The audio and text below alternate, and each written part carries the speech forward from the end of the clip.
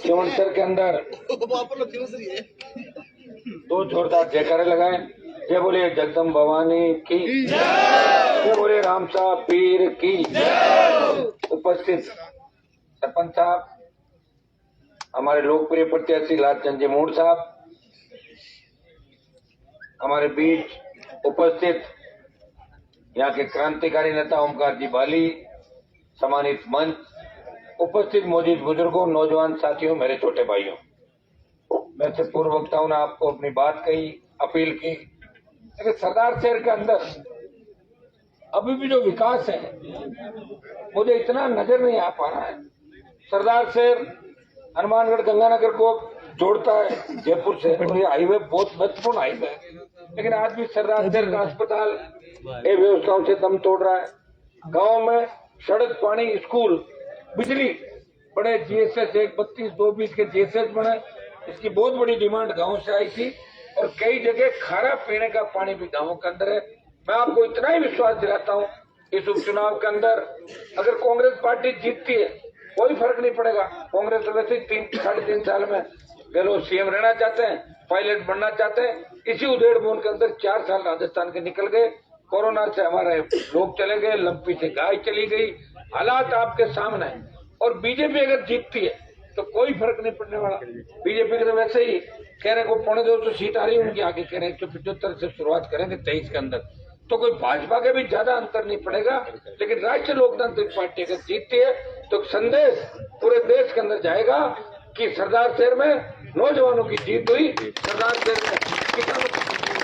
सर्व समाज से अपील करता हूँ, आपने मेरा संघर्ष देखा है, सेना को जब ठेके पे दिया, अभी आपको ये बात पता नहीं लगेगी, आप 5 साल बाद देखना, अगर अग्निवीर अग्निपथ रह गया तो हमारी जो रेजिमेंट है हुआ करती थी सेना के अंदर, Jat regiment, Rajput regiment, Sikh regiment, Rajasthan rifle, ये रेजिमेंट व्यवस्था ही खत्म हो जाएगी। और जब रेजिमेंट व्यवस्था खत्म हो जाएगी तो फिर किसके जयकारे करोगे आप, ये बताओ। भाइयों, मुझे धन्यवाद दो कि सत्ता छोड़ के सड़क पे पिछले 25 साल से एक आदमी अगर लड़ाई लड़ रहा है वो नागौर का सांसद है, जो सत्ता को छोड़ के सड़क पर लड़ रहा है। चाहे कृषि भी लो, सड़क पर बैठा, अग्निपथ हो, जोधपुर में 2 लाख जवानों की रैली करके प्रधानमंत्री को चुनौती दी कि हम इस तरह का कुठारा घात नहीं होने देंगे। हमारे जवान सेना के अंदर देश की सेवा के लिए जाते हैं। इस इलाके से भी हजारों लाखों की तादाद के अंदर जवानों ने आजाद हिंद फौज से लेकर 62-65-71 कारगिल की लड़ाइयों के अंदर शहादत दी, हिस्सा लिया। आज आम आदमी तकलीफ के अंदर है। सबसे बड़ी जो दिक्कत है वो ये है कि आज हमारे बच्चे सुरक्षित नहीं। 3 साल, 2 साल, 5 साल, जिस तरह अखबार में आप पढ़ते हो, किस तरह के दरिंदे राजस्थान के अंदर आगे मासूम बालकों के साथ, मासूम बच्चों के साथ। ये व्यवस्था किसने दी लाके? मेरी तो सरकार नहीं थी राजस्थान के अंदर, या तो वसुंधरा थी या गहलोत थे 22 साल के अंदर। तो भाइयों, हमें व्यवस्था बदलनी है। व्यवस्था कौन बदलेगा? नौजवान बदलेगा। 1857 की क्रांति का हीरो कौन था?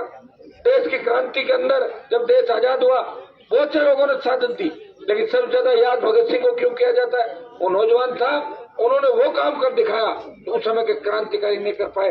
वो धर्मदल की अगुवाई कर रहे थे वो लोग। तो भाइयों, आपको राजस्थान में व्यवस्था बदलनी है, और व्यवस्था बदलने के लिए नौजवानों को एकजुट होना पड़ेगा, एक साथ होना पड़ेगा। नेतृत्व नौजवानों को किसी न किसी का स्वीकार करना पड़ेगा। और मुझे नहीं लगता कि कोई आपके लिए अलग से लड़ाई लड़ रहा होगा। हाँ, बीजेपी का जयकारा जरूर करते हैं, कांग्रेस की जय जरूर बोलते हैं, लेकिन जवान और किसान की जय बोलने के लिए बहुत बड़ा कलेजा चाहिए। और नागौर के सांसद ने अपने 20-25 साल जवान और किसान की सेवा के अंदर बिताए। कई लोग मेरे पे जातिवाद के आरोप भी लगाते हैं, लेकिन लोकसभा चुनाव के अंदर आपने देखा होगा जिस तरह राजस्थान के अंदर सामाजिक समरसता कायम अगर किसी ने की तो नागौर के सांसद ने जाट राजपूतों को एक मंच में बिठाया, उधर मीणों को एक साथ बिठा के संदेश दिया, हम सब भाई हैं, हम सब मार सड़कों में, देश को जब जरूरत पड़ेगी हम ही आगे खड़े मिलेंगे। आपसे मनमुटाव भी किसी तरह का आपको नहीं रखना।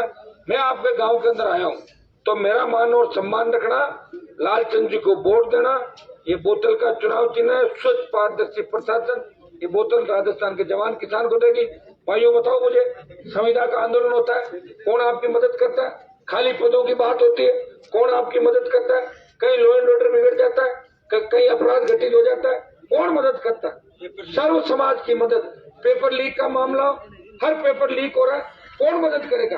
क्या कांग्रेस और बीजेपी मदद करेगी? ये तो करती तो कर लेती, कौन मना कर रहा था? बीजेपी के राज के अंदर भी आरपीएससी का चेयरमैन जेल गया था। मैंने विधानसभा में मांग करी कि 15 साल के जितने भी चेयरमैन है उनकी जांच कराओ। उनके ज्यादातर रिश्तेदार या तो एसटीएम मिलेंगे, डीवाईएसपी मिलेंगे, आरजेएस मिलेंगे।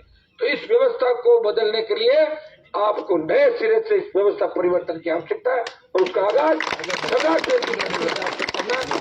वीर भूमि है, वीर धरा है। हमेशा आप लोगों ने आंदोलनों में हिस्से लिए, लेकिन अभी पिछले 30-35 साल से यहाँ राजनीतिक सुस्ती यहाँ सरदार क्षेत्र में आई हुई है, उसको दूर करना है। बाकी लोग आप परखे हुए हैं, मोहनलाल जी के परिवार को भी जानते हो, पिताजी मेरे साथ एमएलए थे 2008 से 13। और ये लालचंद जी है, ये नौजवान है, डेयरी के चेयरमैन है 4 बार से, गरीब किसान के बेटे हैं, आपके बीच रहने वाले हैं, आपको छोड़ के नहीं जाएंगे, इतना विश्वास में दिलाता हूँ। मैं भी आपको भरोसा दिलाता हूँ, मेरी आवश्यकता जहां भी पड़े मुझे आधी रात को याद कर लेना, पीठ दिखा के नहीं भागूंगा। अगर हाँ कर ली हाँ और ना कर ली ना, ये अनुमान मेरे वाला मदद करना और राष्ट्रीय लोकतांत्रिक पार्टी की पंचायत से भारी वोटों से आगे निकालना। हमेशा ही विकास से सरदार शहर के विकास के लिए और नए राजस्थान के निर्माण के लिए हनुमान बेनीवाल हमेशा संघर्ष करता रहेगा।